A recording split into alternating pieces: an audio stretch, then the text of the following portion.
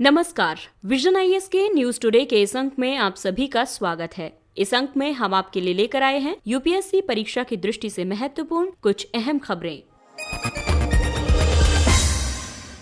आइए इस अंक में सबसे पहले बात करते हैं पर्यावरण क्षेत्र की। पन्ना टाइगर रिजर्व को मैन एंड बायोस्फीयर रिजर्व कार्यक्रम के अंतर्गत world network of biosphere reserves यानी WNBR में शामिल किया गया। बायोस्फीयर रिजर्व यानी जैव मंडल निश्चय देशों द्वारा जैव विविधता और पारिस्थितिकी तंत्र के संरक्षण के प्रयोजन के लिए स्थापित भू क्षेत्र होते हैं। इनमें से कुछ को स्थानीय सामुदायिक प्रयासों एवं वैज्ञानिक अनुसंधान पर आधारित संधारणीय विकास को बढ़ावा देने के उद्देश्य से आरंभ किए गए यूनेस्को के मैन एंड बायोस्फीयर रिजर्व कार्यक्रम के अंतर्गत मान्यता प्रदान की जाती है।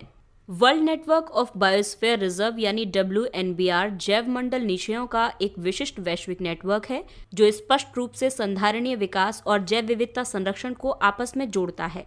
वर्तमान में भारत में 18 अधिसूचित बायोस्फीयर रिजर्व हैं, जिनमें से 12 को मैन एंड बायोस्फीयर रिजर्व कार्यक्रम के अंतर्गत मान्यता प्राप्त है।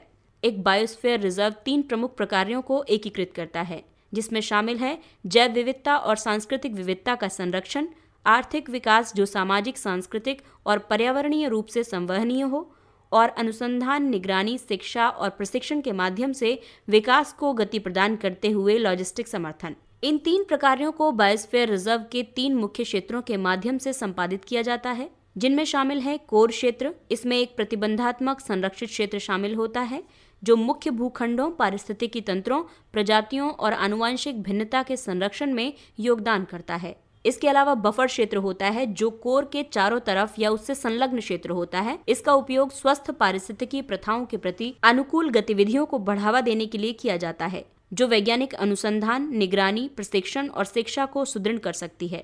कोर और बफर क्षेत्र के बाद संक्रमण क्षेत्र आता है, यानी ट्रांजिशन एरिया। ये वो क्षेत्र होता है जहां समुदाय की सामाजिक, सांस्कृतिक और पारिस्थितिक रूप से संधारणीय, आर्थिक और मानवीय गतिविधियां संपन्न होती हैं। आइए अब जानते हैं पन्ना टाइगर रिजर्व के बारे में। पन्ना टाइगर रिजर्व 3 जैव भौगोलिक क्षेत्रों के प्रभाव को दर्शाते हुए दक्कन प्रायद्वीप, ऊपरी गंगा के मैदान और अर्धशुष्क गुजरात राजपुताना के त्रिसंगम के निकट विंध्य श्रेणी में स्थित है।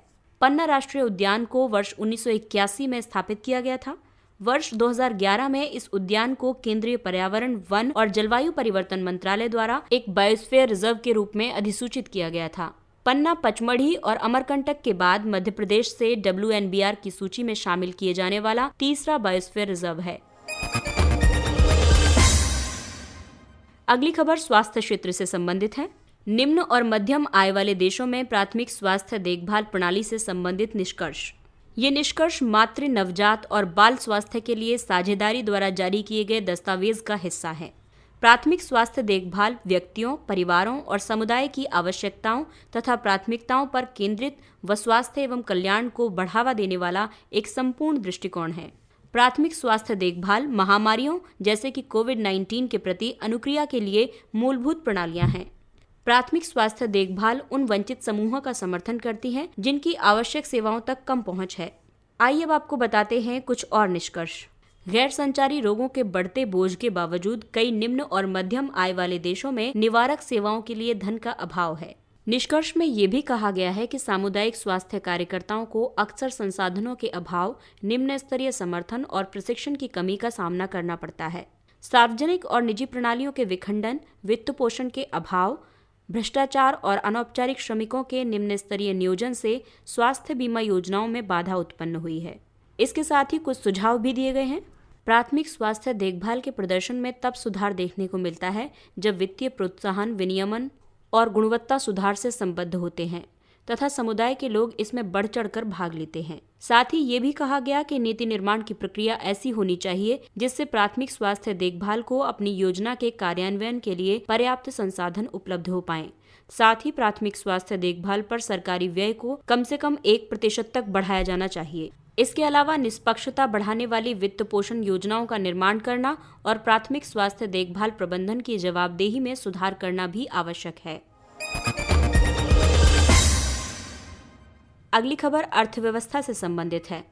अंतर्राष्ट्रीय मुद्रा कोष के प्रमुख अर्थशास्त्री के अनुसार विश्व तरलता पाश यानी लिक्विडिटी ट्रैप की स्थिति में है और उसे समकालिक राजकोषीय प्रोत्साहन की जरूरत है। IMF प्रमुख ने ये उल्लेख किया है कि विश्व की अर्थव्यवस्था के 60% हिस्से में और उन्नत अर्थव्यवस्थाओं के 97% हिस्से में नीतिगत ब्याज दरें 1% से नीचे बनी हुई हैं, जिसके कारण विश्व एक तरलता पाश की स्थिति में है।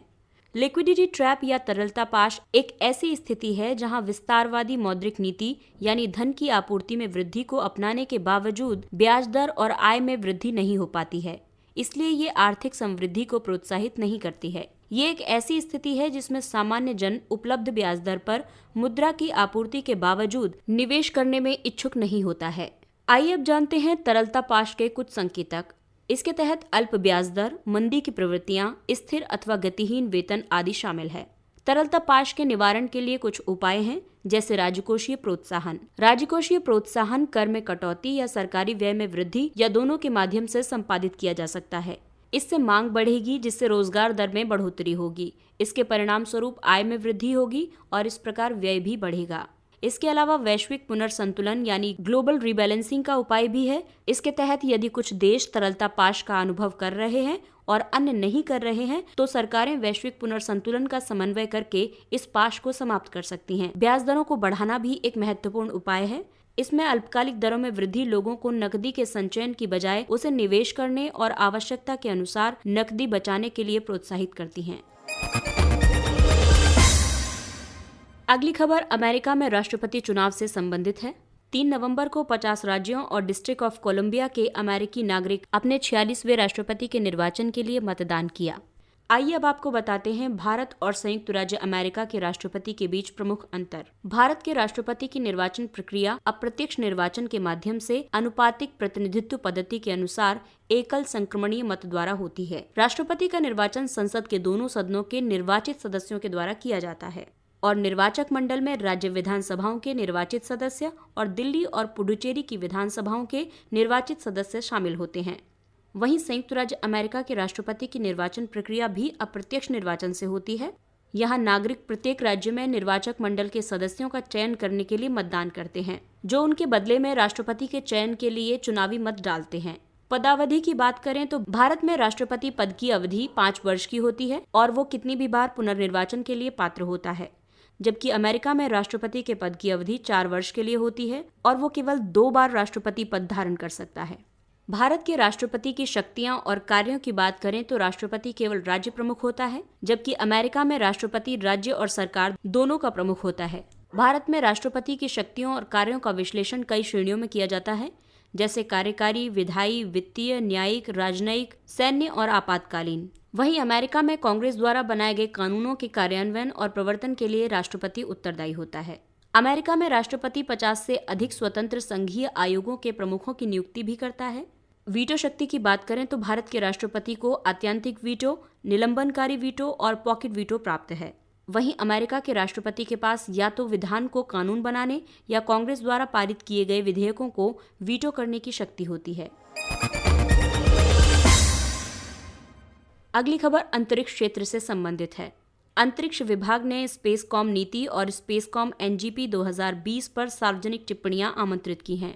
स्पेसकॉम पॉलिसी 2020 का उद्देश्य राष्ट्र की अंतरिक्ष आधारित संचार आवश्यकताओं की बढ़ती मांगों को पूर्ण करना और वाणिज्यिक, सुरक्षित एवं सामाजिक संचार के क्षेत्रों में आत्मनिर्भरता के लिए प्रासंगिक प्रौद्योगिकियों में और अधिक वृद्धि करना है।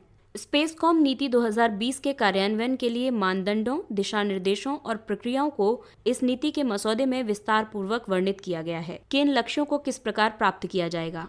आइए अब जानते हैं स्पेसकॉम नीति 2020 की प्रमुख विशेषताएं। अंतरिक्ष परिसंपत्तियों को सुरक्षित करना।